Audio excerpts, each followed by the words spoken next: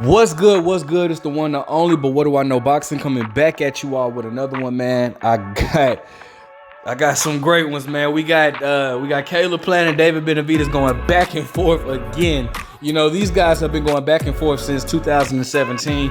As you can see, David Benavidez posted on his Instagram. He said, all that ish you been talking ain't gonna save you when they put you in that ring with me, Caleb Plant. He tagged him and he said, you're gonna see a real Mexican monster that night, and I'm gonna put your ass back to sleep.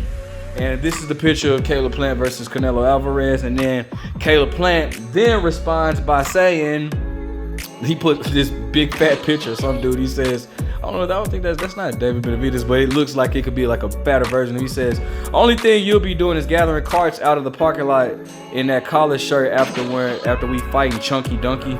Like, man, these guys going back and forth. So, man, just wanted to break down this fight, man. It's great now. They can talk all the stuff they want now because the fight is happening. You know, for a while, these two first had an encounter in like 2017, and they were actually, believe it or not, they were actually cordial with their encounter. It was like a Ellie Setback video, and they were talking about, Caleb Plant was right on the cusp of knocking for that IBF title, and David Benavidez was like, hey man, look, you know what I do? I put people to sleep, so of course I want this fight. So, Caleb Plant, they were cordial though. They was just like, they were giving each other respect. Somehow, again, like I made a video about this a while ago, but somehow between that time and them being in the gym when they had that altercation, somehow words got twisted up. One person's, I don't know what happened, bro. But one side says they started it, the other side says they started. So, I don't know exactly what happened, but somehow words got twisted up, and these guys just started going at it, and to the point where it's a video where they were in the gym, and Jose Benavidez Jr. and David Benavidez in his camp. I think Ryu was there. Ryo was there. They all approached Caleb Plant, Coach Justin, and somebody else that Caleb Plant was with, and they all got to beating up on Caleb Plant's trainer, Coach Justin. That was crazy, but it was just a crazy situation. But you saw these guys, and they would constantly go back and forth either on Instagram or Twitter. Like they would post pictures. Of course, Caleb Plant called David Benavidez fat boy. David Benavidez, would say his words about Caleb Plant, and it would go from there. And all of that, in all of that, we would all say, listen, we want the fight. At the time, they were both undefeated.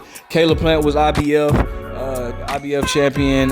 David Benavidez was WBC champion. Just give y'all a little run back. David Benavidez tested positive for cocaine.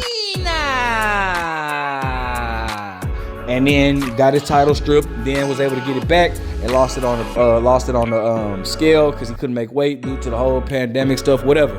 All right. Of course, Caleb Plant took jabs at David Benavidez. David Benavidez will respond, but the bottom line is that they weren't fighting at the time. We really wanted this fight, but the fight is here now. Now, both fighters are not undefeated. One fighter is still undefeated, and it's not for a belt, a world champion title, but it's still a fight that we definitely wanted to see because of the background and history, the issues that each fighter has with each other. So I'm happy to have it now. It's not too late. Both fighters are still in their prime. Yes, Caleb Plant has taken a loss from Canelo Alvarez, but he came back with a hellacious knockout over Anthony Durrell, which was probably the knockout of the year. Nobody saw that coming at all, especially from Caleb Plant, from a guy that's not known for his power. He displayed power that night, and he put Anthony Durrell to sleep. David Benavidez is coming off of a great performance, a quick, easy work of David Lemieux, stopping him in like the second or third round. I remember I was at that fight. That was in Phoenix, Arizona. Actually, Glendale, Arizona. I went to that fight, man. The night was turned up. David Benavidez knows how to bring the city out. It was a beautiful performance by David Benavidez. So both guys are coming off of great performances. Caleb Plant's last fight was what? Caleb Plant's last fight was in September? Was it October? It was either September or October. I think it was October. or maybe it was September. It was either September or October, and I think David Benavidez last performance that was in May. So guys been out. David Benavidez been out of the ring. By the time this fight happens, it'll probably been a year for David Benavidez to be out of the ring. But regardless, David Benavidez says, "Hey man, listen, I'm ready for this fight. So, this is an interesting matchup, man. We have two completely different styles. David Benavidez is a come forward, walk you down, basically knockout artist. I think he has the record of 26-0 with 23 knockouts.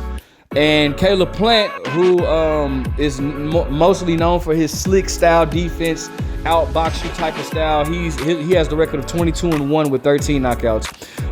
You just two completely different styles. I love the fight. David Benavidez, I'm real close with him in his count. I have history with Caleb Plant in the amateurs. But David Benavidez is a big dude, very big dude, man.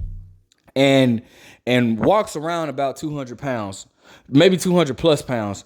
Caleb Plant normally is around about 184 outside of the gym, outside of the when he's not outside of training camp, should I say?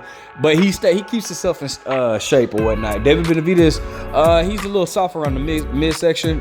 Pause, but he's a little softer on the midsection. But he has a come forward, walk you down, and I'm in your face. But the thing about it is, he has speed with it.